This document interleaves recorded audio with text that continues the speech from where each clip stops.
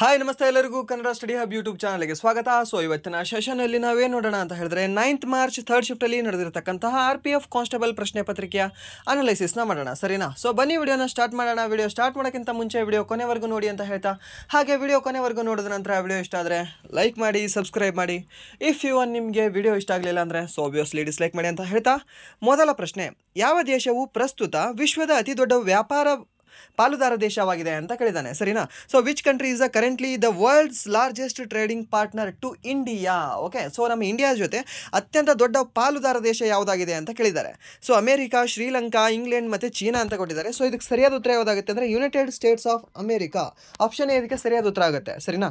And then next ಪ್ರಶ್ನೆ ಏನಿದೆ ಅಂದರೆ ಆರ್ಟಿಕಲ್ 40 ಗ್ರಾಮ ಪಂಚಾಯಿತಿಗಳನ್ನು ಸ್ವಸರ್ಕಾರದ ಘಟಕಗಳಾಗಿ ಸಂಘಟಿಸಲು ರಾಜ್ಯವು ಕ್ರಮಗಳನ್ನು ತೆಗೆದುಕೊಳ್ಳುತ್ತದೆ. ಯಾರ ತತ್ವವನ್ನು ಆಧರಿಸಿದೆ ಅಂತ ಕೇಳಿದ್ದಾನೆ, ಸರಿನಾ? ಸಾಮಾಜಿಕ ತತ್ವ, ಆರ್ಥಿಕ ತತ್ವ ಮತ್ತು ಗಾಂಧಿವಾದಿ ತತ್ವಗಳು ಅಂತ ಬರ್ತವೆ. ಎಲ್ಲಿ ನಿಮಗೆ ಈ DPSP ಏನಿದೆ ಅಲ್ವಾ, ಈ DPSP ಅಥವಾ ಈ 4ನೇ ಭಾಗದಲ್ಲಿ, ಈ ಸಂವಿಧಾನದ 4ನೇ ಭಾಗದಲ್ಲಿ ನಿಮಗೆ ಗಾಂಧಿ ತತ್ವ ಹಾಗೆ ಸಾಮಾಜಿಕ ಮತ್ತು ಆರ್ಥಿಕ ತತ್ವಗಳು ಅಂತ ಬರ್ತವೆ. ಸೊ ಈ 40ನೇ ವಿಧಿ ಯಾವ ತತ್ವದ ಮೇಲೆ ಕಾರ್ಯನಿರ್ವಹಿಸ್ತದೆ ಅಂತ ಏನಾದರೂ ನಿಮಗೆ ಕೇಳೋದಾದರೆ ಗಾಂಧಿವಾದಿ ತತ್ವಗಳಲ್ಲಿ ಇದು ಕಾರ್ಯನಿರ್ವಹಿಸ್ತದೆ, ಸರಿನಾ? ಯಾಕಂದರೆ ಗಾಂಧಿಯವರ ಕನಸು ಯಾವುದಾಗಿತ್ತು? ನಿಮಗೆ ಸ್ವರಾಜ್ಯವೇ ಅವ್ರ ಕನಸಾಗಿತ್ತು. ಮೀನ್ಸ್ ಸ್ವರಾಜ್ಯದ ಘಟಕ, ಮೀನ್ಸ್ ಹಳ್ಳಿಗಳೇ ಅವ್ರ ಕನಸಾಗಿತ್ತು, ಸರಿನಾ? ಸೊ ಗುಡಿ ಕೈಗಾರಿಕೆ ಅವ್ರ ಕನಸಾಗಿತ್ತು. ಸೊ ಅದಕ್ಕೆ ಈ ಯಾವುದೇ ರೀತಿಯ ಈ ಟಾಪಿಕ್ ಬಂದರೆ ಅದು ಗಾಂಧಿವಾದಿ ತತ್ವಗಳಲ್ಲಿ ಬರ್ತವೆ. ಸೊ ನಿಮಗೆ ಈ 40ನೇ ವಿಧಿ ಹಾಗೆ ಈ 43B ವಿಧಿ, ಸರಿನಾ? 43B ವಿಧಿ ಹಾಗೆ 46ನೇ ವಿಧಿ ಮತ್ತು 47 ವಿಧಿ ಮತ್ತು 48ನೇ ವಿಧಿ, ಈ ಎಲ್ಲ ವಿಧಿಗಳು ನಿಮಗೆ ಯಾವ ತತ್ವಗಳು ಆಧರಿಸಿವೆ ಅಂತ ಕೇಳಿದ್ರೆ ಗಾಂಧಿವಾದಿ ತತ್ವಗಳನ್ನು ಆಧರಿಸಿದ್ದೇವೆ, ಸರಿಯಾ? ನೆನ್ಪಿಟ್ಕೊಳ್ಳಿ ಇದನ್ನು. ಹಾಗೆ ಈ ಗಾಂಧಿವಾದಿ ತತ್ವ ಹೇಳ್ತವೆ, ಯಾವ್ದ್ಯಾವ್ದು ಹೇಳ್ತದೆ? ಒಂದು 40ನೇ ವಿಧಿ, ಸರಿನಾ? ಪಂಚಾಯಿತಿಗಳ ಸ್ಥಾಪನೆಯ ಬಗ್ಗೆ ಹೇಳ್ತದೆ 40ನೇ ವಿಧಿ. ಹಾಗೆ 43ನೇ ವಿಧಿ ಏನು ಹೇಳ್ತದೆ? ನಿಮಗೆ ರಾಜ್ಯವು ವೈಯಕ್ತಿಕ ಅಥವಾ ಸಹಕಾರಿ ಆಧಾರದ ಮೇಲೆ ಗ್ರಾಮೀಣ ಪ್ರದೇಶಗಳಲ್ಲಿ ಗುಡಿ ಕೈಗಾರಿಕೆಗಳನ್ನು ಉತ್ತೇಜಿಸಲು ಪ್ರಯತ್ನ ಪಡಬೇಕು ಅಂತ ಹೇಳ್ತದೆ. ಯಾವುದು? 43. ಹಾಗೆ ಈ 43B ಏನು ಹೇಳ್ತದೆ ಅಂದರೆ ಸಹಕಾರಿ ಸಂಘಗಳ ಸ್ವಯಂ ಪ್ರೇರಿತ ರಚನೆ, ಸ್ವಾಯತ್ವ ಕಾರ್ಯನಿರ್ವಹಣೆ, ಪ್ರಜಾಪ್ರಭುತ್ವ ನಿಯಂತ್ರಣ ಮತ್ತು ವೃತ್ತಿಪರ ನಿರ್ವಹಣೆಯನ್ನು ಉತ್ತೇಜಿಸಲು 43Bಯಲ್ಲಿ ಹೇಳ್ತದೆ, ಸರಿನಾ? ಸಹಕಾರಿ ಸಂಘದ ಬಗ್ಗೆ ಎಷ್ಟನೇ ಭಾಗ ಹೇಳ್ತದೆ ಅಂತ ಕೇಳಿದ್ರೆ 9B ಭಾಗ ಹೇಳ್ತದೆ ಸಹಕಾರಿ ಸಂಘಗಳ ಬಗ್ಗೆ. ಬಟ್ ವಿಧಿ ಅಂತ ಏನಾದರೂ ನಿಮಗೆ ಕೇಳಿದ್ರೆ ಸೊ ಅಲ್ಲಿ ನೀವು 43B ಅಂತ ಹೇಳಬೇಕಾಗುತ್ತೆ, ಸರಿನಾ? ಸೊ ಪ್ರಶ್ನೆ ಹೀಗೆ ಕೇಳ್ಬೋದು, ಸಹಕಾರಿ ಸಂಘಗಳ ಬಗ್ಗೆ DPSPಯ ಯಾವ ವಿಧಿಯಲ್ಲಿ ಹೇಳಲಾಗಿದೆ ಅಂತ ಕೇಳ್ಬೋದು ನಿಮಗೆ. ನಾವು ಸಹಕಾರಿ ಸಂಘಗಳು ಓದ್ಕೊಂಡಿರ್ತೀವಿ. ಸಹಕಾರಿ ಸಂಘಗಳು 9B ಭಾಗದಲ್ಲಿ ಕಂಡುಬರ್ತದೆ. ಹಾಗೆ ಎಷ್ಟನೇ ತಿದ್ದುಪಡಿ ಮುಖಾಂತರ ಸೇರ್ಪಡೆ ಮಾಡಿದ್ದಾರೆ ಈ 9B ಭಾಗ ಅಂತ ಕೇಳಿದ್ರೆ 97ನೇ ತಿದ್ದುಪಡಿ ಮಾಡಿ 2011ರಲ್ಲಿ ಸೇರ್ಪಡೆ ಮಾಡಿದೆ ಅಂತ ಎಲ್ಲ ಕೂಡ ಓದಿರ್ತೀವಿ. ಬಟ್ ಈ 43B ಭಾಗದಲ್ಲಿ ಸಹಕಾರಿ ಸಂಘಗಳ ಬಗ್ಗೆ ಹೇಳ್ತದೆ ಅಂತ ನಾವು ಓದೇ ಇರಲ್ಲ. ಮ್ಯಾಕ್ಸಿಮಮ್ ಹೇಳ್ತಾ ಇದ್ದೀನಿ, ಗೊತ್ತಿರಲ್ಲ ನಮಗೆ, ಸರಿನಾ? ಅದರ ಮೇಲೆ ಸ್ವಲ್ಪ ಡೀಪಾಗಿ ಕೇಳಿದ್ರೆ ಪ್ರಶ್ನೆನ ಕೇಳ್ಬೋದು, ನೋಡ್ಕೊಳ್ಳಿ ಇದನ್ನು. ಹಾಗೆ 46ನೇ ವಿಧಿ ಏನು ಹೇಳ್ತದೆ ಅಂದರೆ ರಾಜ್ಯವು ಸಮಾಜದ ದುರ್ಬಲ ವರ್ಗಗಳ, ವಿಶೇಷವಾಗಿ ಪರಿಶಿಷ್ಟ ಜಾತಿಗಳು, ಪರಿಶಿಷ್ಟ ಪಂಗಡಗಳು ಹಾಗೂ ಇತರ ದುರ್ಬಲ ವರ್ಗಗಳ ಶೈಕ್ಷಣಿಕ ಮತ್ತು ಆರ್ಥಿಕ ಹಿತಾಸಕ್ತಿಗಳನ್ನು ಉತ್ತೇಜಿಸುತ್ತದೆ.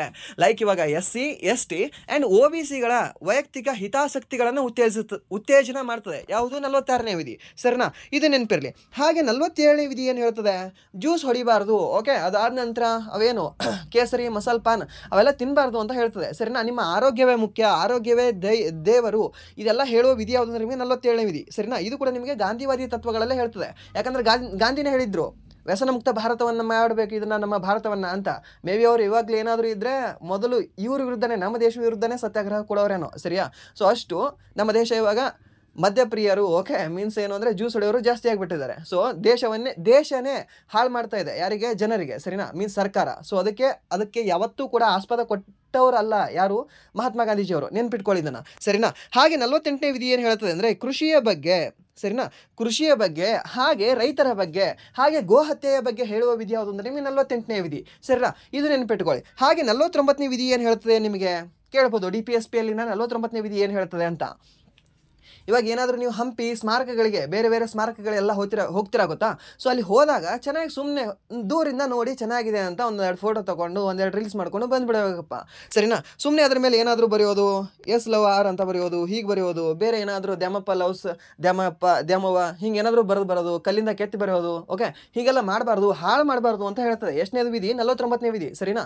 ಸೊ ಸಾರ್ವಜನಿಕ ಏನಿದಾವಲ್ವ ಇವೆಲ್ಲ, ಹಂಪಿ ಆಗಲಿ, ನಿಮಗೆ ಪಟ್ಟದಕಲ್ಲಾಗಲಿ, ಮತ್ತು ಕುತುಬ್ ಮಿನಾರ್ ಆಗಲಿ, ಇಲ್ಲ ಯಾವುದು ಗೋಲ್ ಗುಮ್ಮಟ್ ಆಗಲಿ, ಇವೆಲ್ಲ ಸಂರಕ್ಷಣೆ ಮಾಡಬೇಕು ಅಂತ ಹೇಳ್ತದೆ. ಸರಿನಾ? ಸ್ಮಾರಕಗಳನ್ನು ಸಂರಕ್ಷಣೆ ಮಾಡಬೇಕಂತ ಹೇಳುವ ವಿಧಿ ಯಾವುದು? 49ನೇ ವಿಧಿ. ಸರಿನಾ? ಹಾಗೆಯೇ 50ನೇ ವಿಧಿ ಏನು ಹೇಳ್ತದೆ ನಿಮಗೆ? 50ನೇ ವಿಧಿ ಕಾರ್ಯಾಂಗವನ್ನು ನ್ಯಾಯಾಂಗದಿಂದ ಬೇರ್ಪಡೆ ಮಾಡ್ತದೆ. ಹಾಗೆ 51ನೇ ವಿಧಿ ಅಂತಾರಾಷ್ಟ್ರೀಯ ಶಾಂತಿ ಒಪ್ಪಂದದ ಬಗ್ಗೆ ಹೇಳ್ತದೆ. ಯಾವುದು 51ನೇ ವಿಧಿ? ಎಲ್ಲ ಕೂಡ ಇಂಪಾರ್ಟೆಂಟ್ ಇದ್ದಾವೆ. 1ರಿಂದ 70ರವರೆಗೂ ನೀವು ವಿಧಿಗಳನ್ನು ನೋಡ್ಕೊಂಡು ಹೋಗಲೇಬೇಕು. ಸರಿನಾ? ಸೊ ಬೇರೆ ನಿಮಗೆ ಆಪ್ಷನ್ ಇಲ್ಲ ಅದರಲ್ಲಿ. ಸರಿಯಾ?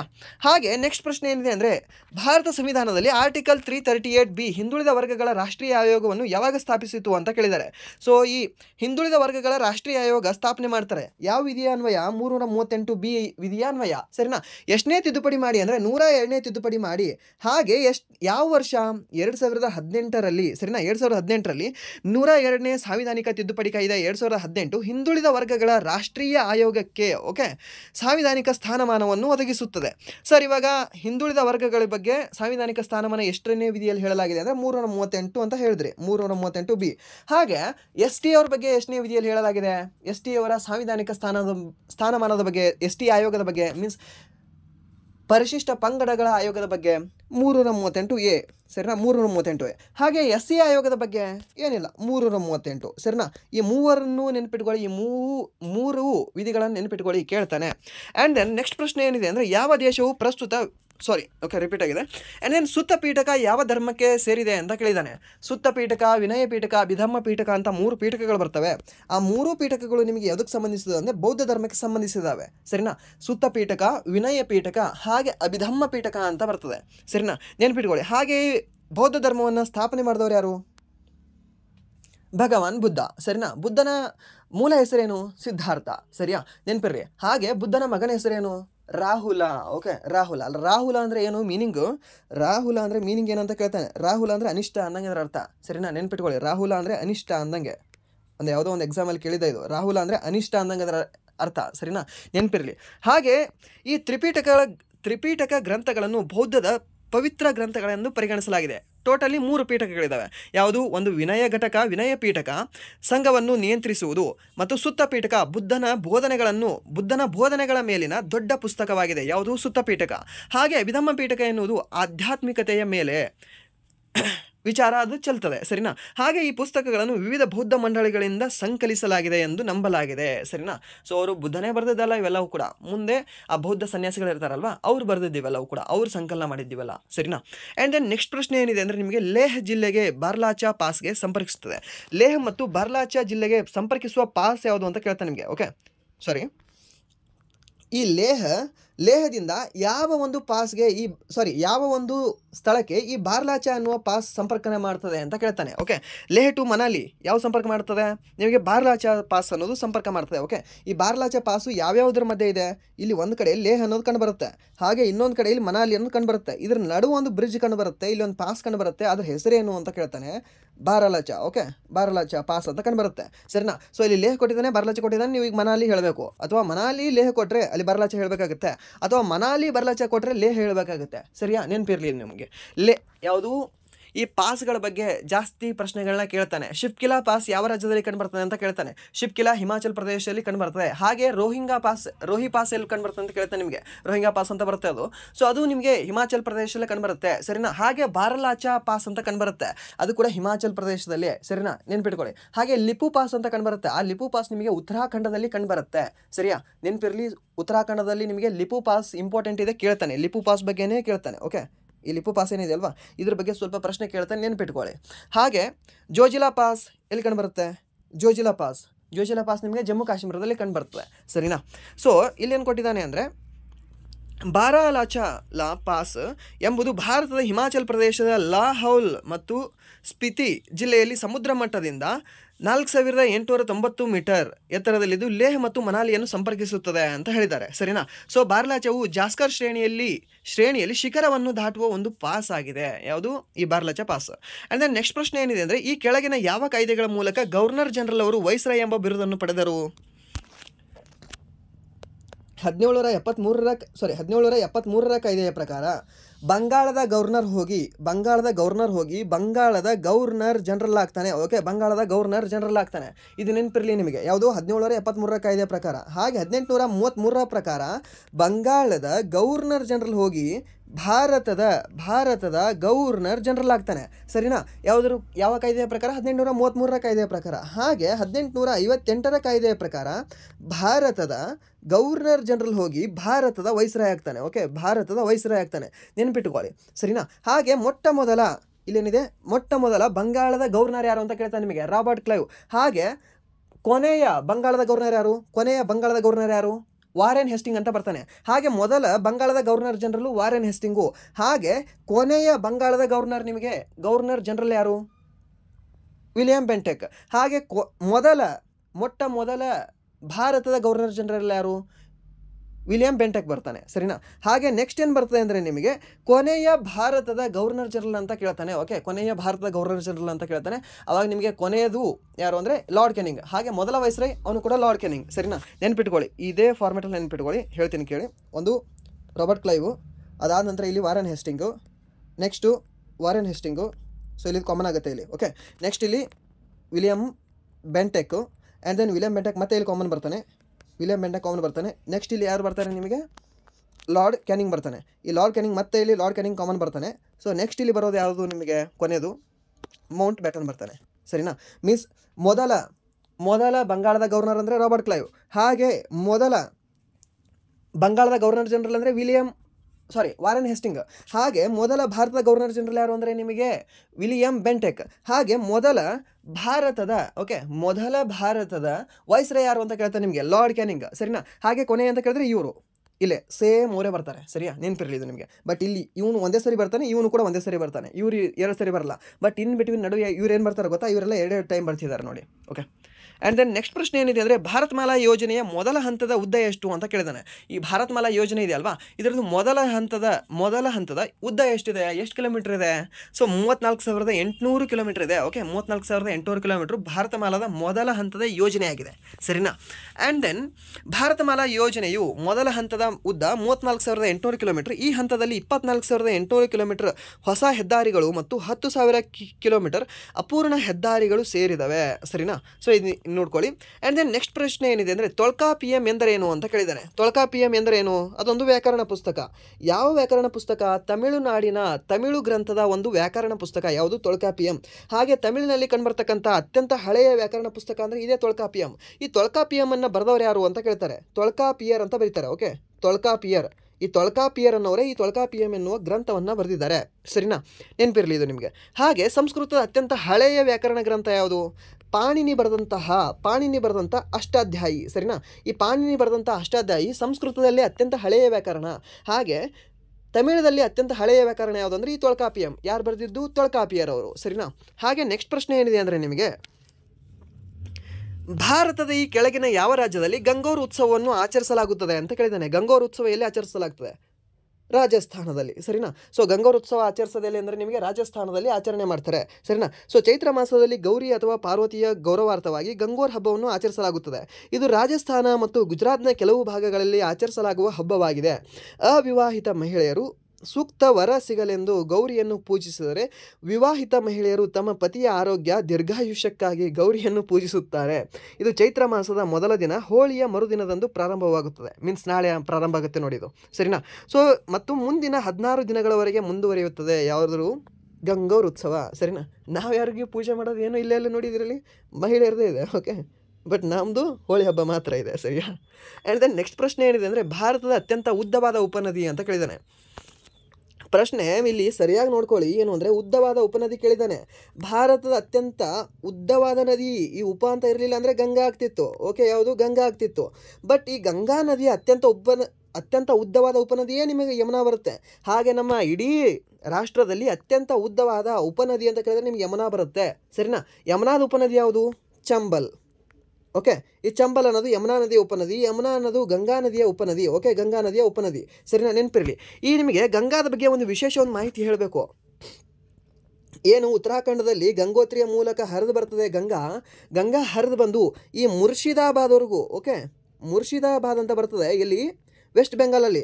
ಅಲ್ಲಿವರೆಗೂ ಮಾತ್ರ ಅದರ ಹೆಸರು ಗಂಗಾ ಆಗಿದೆ. ನೆನಪಿಟ್ಕೊಳ್ಳಿ, ಅಲ್ಲಿವರೆಗೂ ಮಾತ್ರ, ಮುರ್ಷಿದಾಬಾದ್ವರೆಗೂ ಮಾತ್ರ ಈ ಒಂದು ನದಿ ಹೆಸರು ಗಂಗಾ.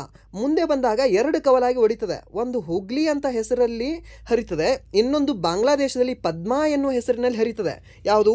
ಇಲ್ಲಿ ಮೊದಲು ಗಂಗಾ ಅಂತ ಇತ್ತು ಗೊತ್ತಾ, ಇದು ಇಲ್ಲಿ ಮುರ್ಷಿದಾಬಾದಲ್ಲಿ ಬಂದು ಹೆಸರು ಚೇಂಜ್ ಮಾಡ್ಕೊಂಡ್ಬಿಡ್ತದೆ. ವಕ್ತ್ ಬದಲ್ ಏನೋ ಜಿಸ್ ಬಾತ್ ಬದಲ್ ಏನೋ ಅಂತ ಒಂದು ಇದು ಇದೆ ಗೊತ್ತಾ, ಏನೋ ರೀಲ್ಸ್ ಎಲ್ಲ ಬರುತ್ತೆ ಅಲ್ಲ. ಸೊ ಆ ರೀತಿ ಮುರ್ಷಿದಾಬಾದ್ನಲ್ಲಿ ಬಂದು ಹೆಸರು ಬದಲಾವಣೆ ಮಾಡ್ಕೊಳ್ತದೆ. 2 ಹೆಸರಿನಿಂದ ಹರಿತದೆ. ಇವಾಗ ಪಶ್ಚಿಮ ಬಂಗಾಳದಲ್ಲಿ ಹುಗ್ಲಿ ಎಂಬ ಹೆಸರಿನಿಂದ ಹರಿದ್ರೆ ನಿಮಗೆ ಬಾಂಗ್ಲಾದೇಶದಲ್ಲಿ ಪದ್ಮಾ ಎಂಬ ಹೆಸರಿನಿಂದ ಹರಿತದೆ. ಹಾಗೆ ಪದ್ಮಾ ಎಂಬ ಹೆಸರಿನಿಂದನೇ ಅಲ್ಲಿ ಹೋಗಿ ಎಂಡಾಗುತ್ತಾ? ಎಲ್ಲಿ? ಬಾಂಗ್ಲಾದೇಶದಲ್ಲಿ ಮೀನ್ಸ್ ಬಂಗಾಳ ಕೊಲ್ಲಿಯಲ್ಲಿ ಎಂಡಾಗುತ್ತಾ? ನೋ, ಇಲ್ಲ. ಈಗ ಇವಾಗ ಇದನ್ನು ಸ್ವಲ್ಪ ಮತ್ತೆ ಇದ್ರ ಕ್ಲೋಸ್ ಔಟ್ ಮಾಡ್ಕೋತೀನಿ ನೋಡಿ. ಇವಾಗ ಇಲ್ಲಿ ಉತ್ತರಾಖಂಡದಲ್ಲಿ ಗಂಗೋತ್ರಿ ಮೂಲಕ ಹರಿತು, ಇಲ್ಲಿ ಮುರ್ಷಿದಾಬಾದ್ ಹೋಯಿತು, ಇಲ್ಲಿಂದ 2 ಕವಲು ಹರಿತು. ಒಂದು ಕವಲು ಹುಗ್ಲಿ ಅಂತ ಕರೆದ್ರೆ ಇನ್ನೊಂದನ್ನು ನಾವು ಯಾವುದು ಪದ್ಮಾ ಅಂತ ಕರೆದ್ವಿ. ಇದು ಬಾಂಗ್ಲಾದೇಶದಲ್ಲಿ ಹೋಯಿತು. ಈ ಬಾಂಗ್ಲಾದೇಶದಲ್ಲಿ ಇನ್ನೊಂದು ನದಿ ಹರಿದು ಬರ್ತದೆ ಈ ಕಡೆಯಿಂದ. ಓಕೆ, ಈ ನದಿ ಯಾವುದು ಅಂದರೆ ನಿಮಗೆ ಬ್ರಹ್ಮಪುತ್ರ ನದಿ. ಓಕೆ, ಬ್ರಹ್ಮಪುತ್ರ ನದಿ. ಈ ಬ್ರಹ್ಮಪುತ್ರ ನದಿಯು ಕೂಡ ಬಾಂಗ್ಲಾದೇಶದಲ್ಲಿ ಬಂದು ಹೆಸರು ಬದಲಾವಣೆ ಮಾಡ್ಕೊಂಡ್ಬಿಡ್ತದೆ. ಏನು? ಜಮುನಾ ನದಿ ಅಂತ ಹೆಸರು ಬದಲಾವಣೆ ಮಾಡ್ಕೋತದೆ. ಸರಿನಾ? ಯಾವುದು? ಬ್ರಹ್ಮಪುತ್ರ ನದಿ. ನೆನಪಿರಲಿ, ಬ್ರಹ್ಮಪುತ್ರ ನದಿ ಕೂಡ ಹೆಸರು ಬದಲಾವಣೆ ಮಾಡ್ಕೋತದೆ. ಇದು ಕೂಡ ಬದಲಾವಣೆ ಮಾಡ್ಕೋತದೆ. ಏನು? ಪದ್ಮಾ ಅಂತ. ಸೊ ಇವಾಗ ಪದ್ಮಾ ಮತ್ತು ಜಮುನಾ ಎರಡೂ ಕೂಡ್ಕೊಂಡು ಹೋಗ್ತವೆ ಅಲ್ಲ ಮುಂದೆ. ಸೊ ಈ ನದಿಗೆ ನಾವು ಏನಂತ ಕರಿತೀವಿ ಅಂದರೆ ಮೇಘನಾ ಅಂತ ಕರಿತೀವಿ. ಓಕೆ, ಮೇಘ. ಓಕೆ, ಹುಡುಗಿ ಹೆಸರು. ಸೊ ಮೇಘನಾ ಅಂತ ಕರಿತೀವಿ. ಸರಿನಾ? ಸೊ ಮೇಘನಾ ಅಂತ ನಾವು ಯಾವ ನದಿ ಕರಿತೀವಿ? ವೇಗ ಆಗಿದೆ, ಮೇಘನಾ ಆಗಬೇಕು. ಓಕೆ, ಅದು ಮೇಘನಾ. ಸೊ ಮೇಘನಾ ನದಿ ಅಂತ ಈ ಗಂಗಾ ನದಿ ಎಂಡಾಗುತ್ತೆ. ಬ್ರಹ್ಮಪುತ್ರ ನದಿ ಬಂಗಾಳ ಕೊಲ್ಲಿಗೆ ಸೇರುವಾಗ ಅದ್ರ ಹೆಸರು ಏನಾಗಿರ್ತದೆ ಅಂತ ಕೇಳ್ತಾನೆ. ಸರಿನಾ? ಏನಾಗಿರ್ತದೆ? ಜಮುನಾ ಅಲ್ಲ, ಮೇಘನಾ ಆಗಿರ್ತದೆ. ಮೇಘನಾ ನೆನ್ಪಿಟ್ಕೊಳ್ಳಿ, ಮೇಘನಾನೇ. ಹಾಗೆ ಈ ಥ್ಯಾಂಗ್ ಪೋ ಅಂತ, ಓಕೆ, ಥ್ಯಾಂಗ್ ಪೋ ಅಂತ ಬ್ರಹ್ಮಪುತ್ರ ನದಿಗೆ ಯಾವ ದೇಶದಲ್ಲಿ ಕರೀತಾರೆ ಅಂತ ಕೇಳ್ತಾನೆ. ಏನಿಲ್ಲ, ಟಿಬೆಟ್ನಲ್ಲಿ ಕರೀತಾರೆ ಇದಕ್ಕೆ. ಸರಿನಾ? ಹಾಗೆ ಲೋಹಿತ್ ಅಂತ ಈ ಬ್ರಹ್ಮಪುತ್ರ ನದಿಗೆ ಯಾವ ದೇಶದಲ್ಲಿ ಅಥವಾ ಯಾವ ರಾಜ್ಯದಲ್ಲಿ ಕರೀತಾರೆ ಅಂತ ಕೇಳ್ತಾನೆ. ಅಸ್ಸಾಂನಲ್ಲಿ ಬ್ರಹ್ಮಪುತ್ರ ನದಿಗೆ ಲೋಹಿತ್ ಅಂತ ಕರೀತಾರೆ. ನೆನ್ಪಿಟ್ಕೊಳ್ಳಿ, ಕೇಳ್ತಾನೆ. ಸರಿಯಾ? ಆ್ಯಂಡ್ ದೆನ್ ನೆಕ್ಸ್ಟ್ ಪ್ರಶ್ನೆ ಏನಿದೆ ಅಂದರೆ ಜಮ್ಮು ಮತ್ತು ಕಾಶ್ಮೀರದ ಉಪಮುಖ್ಯಮಂತ್ರಿ ಯಾರಿದ್ದಾರೆ ಅಂತ ಕೇಳಿದ್ದಾನೆ. ರೀಸೆಂಟಾಗಿ ಎಲೆಕ್ಷನ್ ಆಗಿದೆ, ಅದಕ್ಕೆ ಕೇಳಿದ್ದಾನೆ. ಸೊ ಅದಕ್ಕೆ ನೀವು ರೀಸೆಂಟಾಗಿ ಎಲೆಕ್ಷನ್ ಆಗಿರುವ ಎಲ್ಲ ಮುಖ್ಯಮಂತ್ರಿಗಳು ಉಪಮುಖ್ಯಮಂತ್ರಿಗಳು ನೋಡ್ಕೋಬೇಕು. ಯಾವುದು? ಜಮ್ಮು ಕಾಶ್ಮೀರ, ಹರಿಯಾಣ. ಸರಿನಾ? ಹರಿಯಾಣ, ಹಾಗೆ ಮತ್ತು ಆಂಧ್ರ ಪ್ರದೇಶ, ಮತ್ತು ಒಡಿಸ್ಸಾ, ಮತ್ತು ಅಸ್ಸಾಂ ಸ್ವಲ್ಪ ನ್ಯೂಸಲ್ಲಿದೆ, ಮತ್ತು ಮಣಿಪುರದಲ್ಲಿ ಬಿರೇನ್ ಸಿಂಗ್ ಅವ್ರ ಹೆಸರು ನೆನ್ಪಿಟ್ಕೋಬೇಕು, ಮತ್ತು ಮಿಜೋರಾಮ್ದು. ಸರಿನಾ? ಸೊ ಇವ್ರದ್ದು, ಮತ್ತು ಇನ್ನೊಂದು ಜಾರ್ಖಂಡ್. ಸರಿನಾ? ಸೊ ಎಲ್ಲ ರಾಜ್ಯಗಳ ಮುಖ್ಯಮಂತ್ರಿಗಳ ಹೆಸರನ್ನು ನೆನ್ಪಿಟ್ಕೊಳ್ಳಿ, ಕೇಳ್ತಾನೆ. ಸರಿಯಾ? ಕೇಳ್ತಾನೆ. ಹಾಗೆ ರಾಜ್ಯಪಾಲರ ಹೆಸರು ಇಟ್ಕೊಂಡ್ರೆ ಏನು ಪ್ರಾಬ್ಲಮ್ ಇಲ್ಲ. ರೀಸೆಂಟಾಗಿ ಟೋಟಲಿ 9 ರಾಜ್ಯಪಾಲರು ಚೇಂಜ್ ಆಗಿದ್ದಾರೆ. ಸರಿನಾ? ಸೊ ಅವ್ರ ಹೆಸರನ್ನ ಕೇಳ್ತಾನೆ. ಅದಕ್ಕೆ ಸ್ವಲ್ಪ ನೋಡ್ಕೊಳ್ಳಿ, ಏನಿಲ್ಲ. ಸರಿನಾ? ಸೊ ಇಲ್ಲಿ ಜಮ್ಮು ಕಾಶ್ಮೀರದ ಉಪಮುಖ್ಯಮಂತ್ರಿ ಯಾರಿದ್ದಾರೆ ಅಂದರೆ ಪ್ರಸ್ತುತ SK ಚೌಧರಿ ಅಂತ ಬರ್ತಾರೆ. ಓಕೆ, ಯಾರು? ಸುರೇಂದ್ರ ಕುಮಾರ್ ಚೌಧರಿ ಅಂತ ಬರ್ತಾರೆ. ಸೊ ಇವರು ಜಮ್ಮು ಕಾಶ್ಮೀರದ ಪ್ರಸ್ತುತ ಉಪಮುಖ್ಯಮಂತ್ರಿ ಇದ್ದಾರೆ. ಹಾಗೆ ಮುಖ್ಯಮಂತ್ರಿನೇ ಕೇಳಿದ್ರೆ ಯಾರು? ಓಮರ್ ಅಬ್ದುಲ್ಲಾ. ಸರಿನಾ? ಓಮರ್ ಅಬ್ದುಲ್ಲಾನವರು ಜಮ್ಮು ಕಾಶ್ಮೀರದ ಪ್ರಸ್ತುತ ಮುಖ್ಯಮಂತ್ರಿಗಳಾಗಿದ್ದಾರೆ. ಸರಿನಾ? ಆ್ಯಂಡ್ ದೆನ್ ನೆಕ್ಸ್ಟ್ ಪ್ರಶ್ನೆ ಏನಿದೆ ಅಂದರೆ ಭಾರತ ಸಂವಿಧಾನದ 338ನೇ ವಿಧಿ ಯಾವುದಕ್ಕೆ ಸಂಬಂಧಿಸಿದೆ? SC. ಓಕೆ, SC ಆಯೋಗಕ್ಕೆ ಸಂಬಂಧಿಸಿದೆ. ಯಾವುದು? 338ನೇ ವಿಧಿ ಏನಿದೆ ಅಲ್ವಾ, SC ಆಯೋಗಕ್ಕೆ ಸಂಬಂಧಿಸಿದೆ. ಸರಿನಾ? ಹಾಗೆ 338A ST ಆಯೋಗಕ್ಕೆ, 338B OBC ಆಯೋಗಕ್ಕೆ. ಸಿಂಪಲ್. ಓಕೆ, ನೆನಪಿರಲಿ ಇದು ನಿಮಗೆ. ಆ್ಯಂಡ್ ದೆನ್ ನೆಕ್ಸ್ಟ್ ಪ್ರಶ್ನೆ ಏನಿದೆ ಅಂದರೆ ಸರ್ದಾರ್ ಸರೋವರ ಅಣೆಕಟ್ಟು ಯಾವ ರಾಜ್ಯದಲ್ಲಿ ಮತ್ತು ಯಾವ ನದಿಯ ಮೇಲೆ ಇದೆ ಅಂತ ಕೇಳಿದಾನೆ. ಯಾವ ರಾಜ್ಯದಲ್ಲಿ ಇದೆ ಅಂತ ಕೇಳಿದ್ರೆ ಗುಜರಾತ್ ರಾಜ್ಯದಲ್ಲಿದೆ. ಯಾವ ನದಿ ಅಂತ ಕೇಳಿದ್ರೆ ನರ್ಮದಾ ನದಿ. ಸರಿನಾ? ಸಿಂಪಲ್. ಸೊ ಇದು ಯಾವ ಒಂದು ಜಿಲ್ಲೆಯಲ್ಲಿ ಕಂಡುಬರ್ತದೆ ಅಂತ ಕೇಳಿದ್ರೆ ಯಾವೊಂದು ಗ್ರಾಮದಲ್ಲಿ ಕಂಡುಬರ್ತದೆ ಅಂದರೆ ಕೇವಾಡಿಯಾ ಎನ್ನುವ ಒಂದು ಗ್ರಾಮದಲ್ಲಿ ಕಂಡುಬರ್ತದೆ. ಯಾವುದು? ಸರ್ದಾರ್ ಸರೋವರ ಅಣೆಕಟ್ಟು. ಸರಿನಾ? ಆ್ಯಂಡ್ ದೆನ್ ನೆಕ್ಸ್ಟ್ ಪ್ರಶ್ನೆ ಏನಿದೆ ಅಂದರೆ BCಯ ಪೂರ್ಣ ರೂಪ ಏನು ಅಂತ ಕೇಳಿದ್ದಾನೆ. ಈ BCG ಅನ್ನೋದು ಏನಿದೆ ಅಲ್ವಾ, ಇದೊಂದು ಪೂರ್ಣ ರೂಪ. ಇದೊಂದು ಬ್ಯಾಕ್ಟೀರಿಯಾ ವಿರುದ್ಧವಾಗಿರ್ತಕ್ಕಂಥ ಒಂದು ಲಸಿಕೆ ಇದು. ಸರಿನಾ? ವೈರಸ್ ವಿರುದ್ಧ ಹಾಕ್ತಾರೆ ಈ BCG ಅಥವಾ ಬ್ಯಾಕ್ಟೀರಿಯಾ ವಿರುದ್ಧ ಹಾಕ್ತಾರೆ ಅಂತ ಕೇಳ್ತಾನೆ ನಿಮಗೆ. ಸೊ ಇದೊಂದು ಬ್ಯಾಕ್ಟೀರಿಯಾ ವಿರುದ್ಧವಾದ ಒಂದು ಲಸಿಕೆ. ಸರಿನಾ? ಇದರ ಫುಲ್ ಫಾರ್ಮ್ ಏನು ಅಂದರೆ ಬ್ಯಾಸಿಲಸ್ ಕಾಲ್ಮಟ್ಟೆ ಗುರಿನ್ ಅಂತ. ಸರಿನಾ? ಸೊ ಇದನ್ನು ಬ್ಯಾಸಿಲಸ್ ಕಾಲ್ಮಟ್ಟೆ ಗುರಿನ್ ಅಂತ ಯಾಕೆ ಇಟ್ಟರು? ಸರ್, ಯಾರೋ ಒಬ್ಬ ವ್ಯಕ್ತಿ ನಂತರ, ಓಕೆ, ನನ್ನ ಹೆಸರು ಏನಂತ ಬೇಡ, ಯಾರೋ ಒಬ್ಬ ನಂತರ ವ್ಯಕ್ತಿ, ನನ್ನ ಹೆಸರು XYZ ಅಂತ ಇದೆ ಅಂತ ಅನ್ಕೊಳ್ಳಿ. ಓಕೆ, ನನ್ನ ಹೆಸರು S, ನನ್ನ ಸರ್ನೇಮು ಏನೋ ಇನ್ನೊಂದು S ಅಲ್ಲಿ ಇದೆ ಅಂತ ಅನ್ಕೊಳ್ಳಿ. ಓಕೆ, ಸೊ ಏನೋ ಇದೆ. ಸೊ ನಾನೇನು ಮಾಡ್ತೀನಿ, ಯಾವುದೋ ಒಂದು ಕಂಡು ಹಿಡಿತೀನಿ. ಮುಂದೆ ನನ್ನ ಹೆಸರನ್ನ ನೆನ್ಪಿಟ್ಕೋಬೇಕಲ್ಲ ಎಲ್ಲ ಜನ. ಸೊ ಅದಕ್ಕೆ ನಾನೇನು ಮಾಡ್ತೀನಿ, ಏನಾದರೂ ಒಂದು ಕಂಡು ಹಿಡಿದ್ರೆ ಅದಕ್ಕೆ ಹೆಸರನ್ನೇ ನಂದೇ ಹೆಸರು ಇಟ್ಬಿಡ್ತೀನಿ. ಓಕೆ, SS ಅಂತ. ಸರಿನಾ? ಸೊ ಅಲ್ಲಿ ಕೂಡ ಹಾಗೆ ಆಗಿದೆ. ಕಾಲ್ಮಟ್ಟೆ ಗುರಿನ್ ಅನ್ನುವ ವ್ಯಕ್ತಿ ಕಂಡು ಹಿಡಿದಿದ್ದಾರೆ. ಸೊ ಅದಕ್ಕೆ ಅವ್ರ ಹೆಸರನ್ನೇ ಅದಕ್ಕೆ ನಾವು ಇಟ್ಟಿದ್ದೀವಿ. ಸರಿನಾ? ಯಾವುದಕ್ಕೆ? ಈ BCG ಅನ್ನುವ ಲಸಿಕೆಗೆ ಇರುವ ಹೆಸರೇನು ಅಂದರೆ ನಿಮಗೆ ಬ್ಯಾಸಿಲಸ್ ಕಾಲ್ಮಟ್ಟೆ ಗುರಿನ್, ಸರಿನಾ? ಅದ್ರ ಫುಲ್ ಫಾರ್ಮು.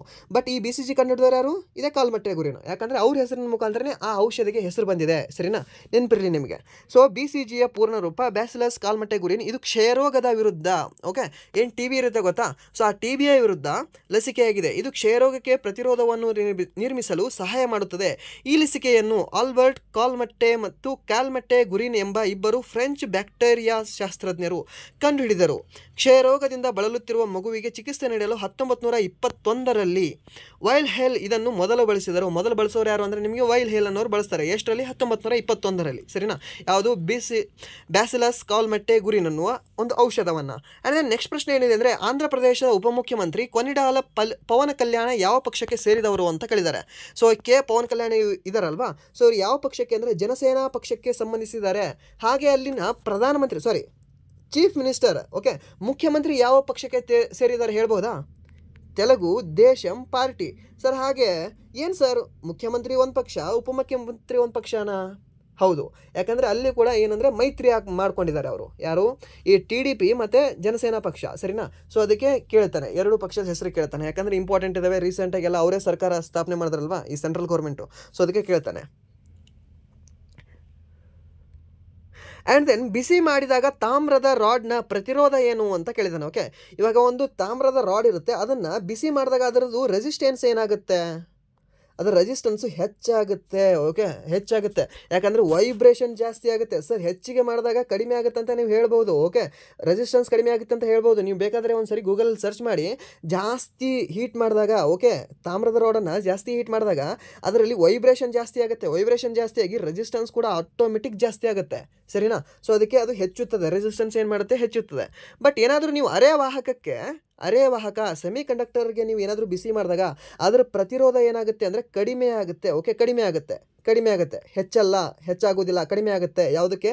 ಅರೆವಾಹಕಕ್ಕೆ ನೀವೇನಾದರೂ ಬಿಸಿ ಮಾಡಿದಾಗ, ಲೈಕ್ ಸಿಲಿಕಾನ್ ಆಗಲಿ ಜರ್ಮೇನಿಯಮ್ಗಾಗಲಿ ನೀವು ಬಿಸಿ ಮಾಡಿದಾಗ ಅದರದ್ದು ಅದರ ರೆಸಿಸ್ಟೆನ್ಸ್ ಏನಾಗುತ್ತೆ ಅಂದರೆ ಕಡಿಮೆ ಆಗುತ್ತೆ, ಸರಿನಾ? ಅದರ ವಾಹಕತೆ ಹೆಚ್ಚಾಗುತ್ತೆ.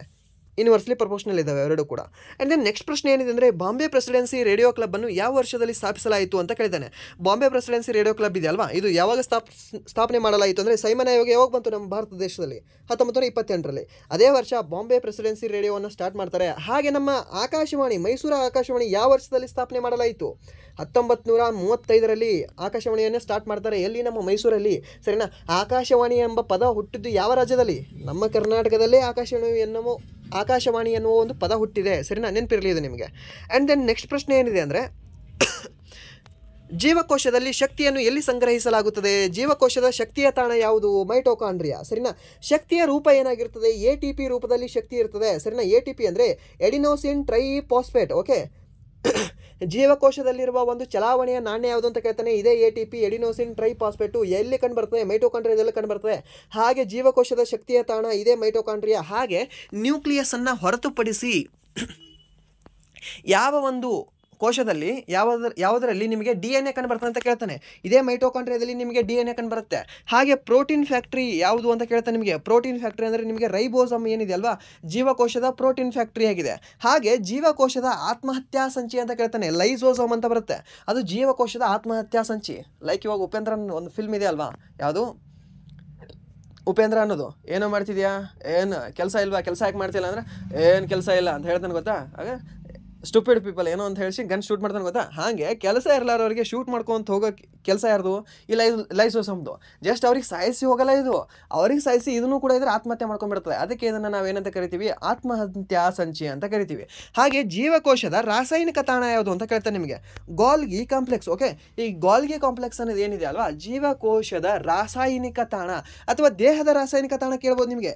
ಜೀವಕೋಶದ ಅಂದರೆ ಗಾಲ್ಗಿ ಕಾಂಪ್ಲೆಕ್ಸ್. ದೇಹದು ಅಂತ ಕೇಳಿದ್ರೆ ಲಿವರ್ ಬರುತ್ತೆ, ಯಕೃತ್ ಆಗುತ್ತೆ, ಸರಿನಾ? ಲಿವರ್ ಅಥವಾ ಯಕೃತ್ ಆಗುತ್ತೆ, ನೆನಪಿಟ್ಕೊಳ್ಳಿ. ಲಿವರ್ ಅಂದರೆ ಇಂಗ್ಲೀಷಲ್ಲಿ, ಯಕೃತ್ ಅಂದರೆ ಕನ್ನಡದಲ್ಲಿ.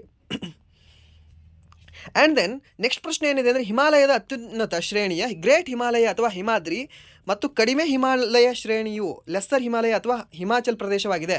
ಸೊ ಟೋಟಲಿ ಹಿಮಾಚಲದಲ್ಲಿ, ಓಕೆ, ಹಿಮಾಲಯದಲ್ಲಿ 3 ರೀತಿ ಬರ್ತವೆ. ಓಕೆ, ಯಾವುದ್ಯಾವುದು?